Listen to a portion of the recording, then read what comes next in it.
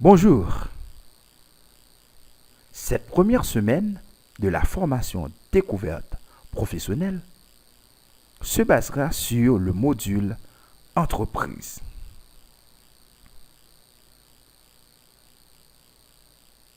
Qu'est-ce qu'une entreprise?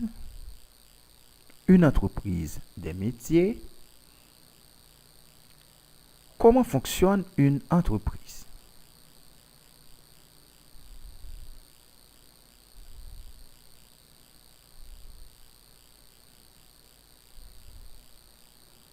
Un.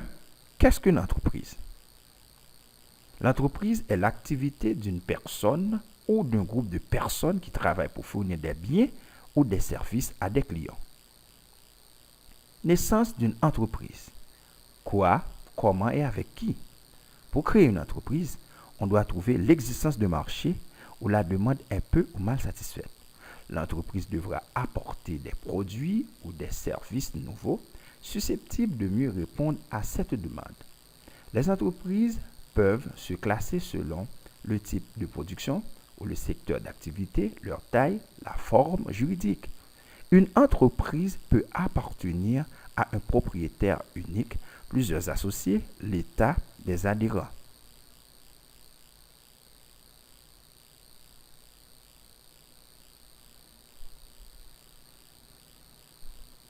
L'objectif de l'entreprise est de satisfaire ses clients pour gagner de l'argent. Cela permet de créer des emplois et de verser des salaires par le paiement d'impôts et de taxes. L'entreprise participe aussi à la vie collective.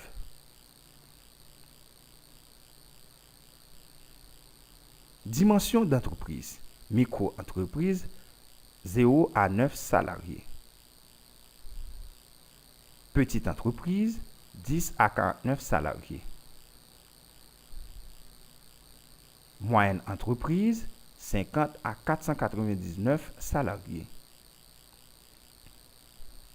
Et grande entreprise, plus de 500 salariés.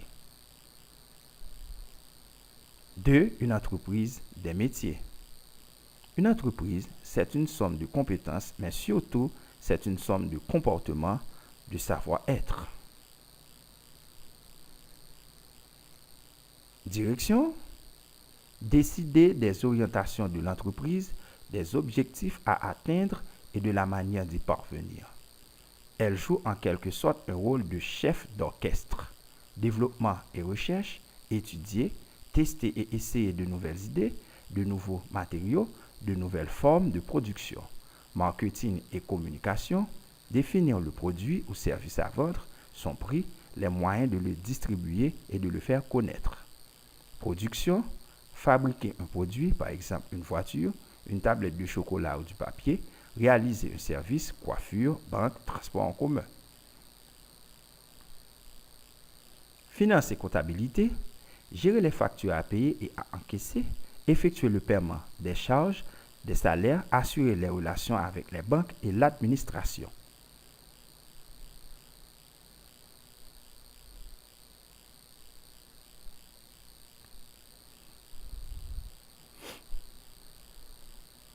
Ressources humaines, organiser et gérer les compétences des hommes et des femmes qui composent l'entreprise, assurer la gestion des contrats de travail, fixer les heures de travail, les congés, prendre en charge le recrutement des salariés, former le personnel, gérer l'évolution des carrières. Services juridiques, rédiger l'ensemble des contrats de l'entreprise, s'assurer de la conformité aux lois et règlements, contrôler le respect des règles commerciales. Services généraux, assurer la logistique, acheter les fournitures, garantir la sécurité, effectuer la maintenance des installations, mettre en place et gérer le parc informatique.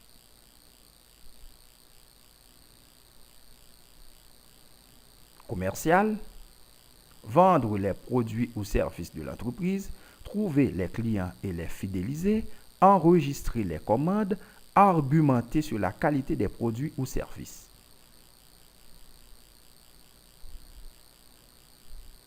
Dans les petites entreprises, une personne remplit souvent plusieurs fonctions, par exemple marketing et commercial. Mais il est possible également d'externaliser des fonctions, c'est-à-dire de les faire réaliser par une autre entreprise. 3. Comment fonctionne une entreprise? L'entreprise est une mécanique composée d'une multitude d'engrenages interdépendants.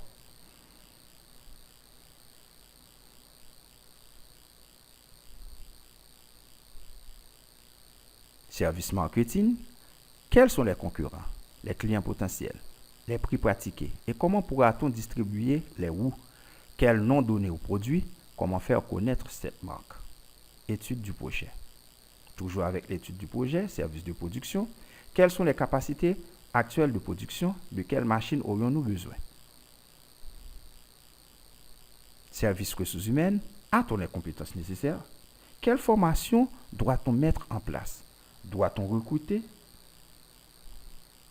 Service financier. Combien coûte la mise en place de ce projet? L'entreprise dispose-t-elle de l'argent nécessaire? Si ce n'est pas le cas, la solution est comment trouver cet argent? Les banques, thème de prix, d'autres entreprises.